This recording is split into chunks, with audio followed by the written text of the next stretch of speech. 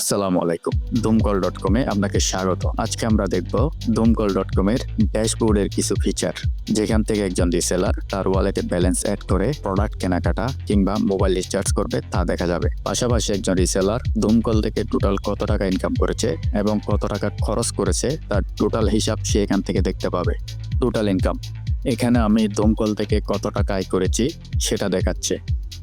এখন আমি যদি টোটাল ইনকামে ক্লিক করি, দেখুন আমি কখন, কিভাবে, কার মাধ্যমে কত টাকা আয় করেছি সেটা এখানে স্টেটমেন্ট আকারে দেখাচ্ছে।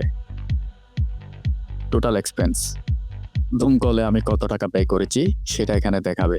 এখন আমি যদি টোটাল এক্সপেন্সে ক্লিক করি, দেখুন আমি কখন, কিভাবে, কত ব্যয় করেছি সেটা এখানে স্টেটমেন্ট আকারে দেখাচ্ছে। এখন আমি দেখাবো কিভাবে ধুমকল ওয়ালেটে ব্যালেন্স সেট করতে হয়।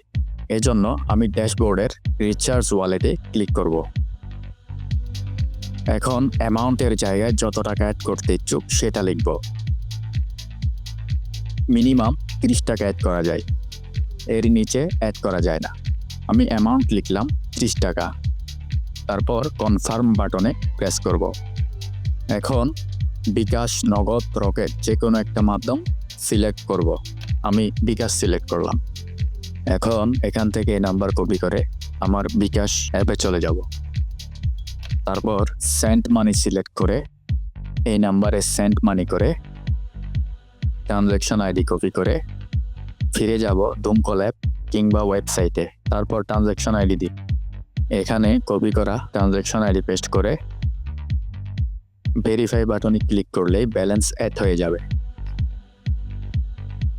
ভেরিফাই বাটনে ক্লিক করে কোনো কারণে ব্যালেন্স অ্যাড না হলে হেল্পলাইনে মেসেজ দিলেই সমাধান করে দেওয়া হবে। ধন্যবাদ।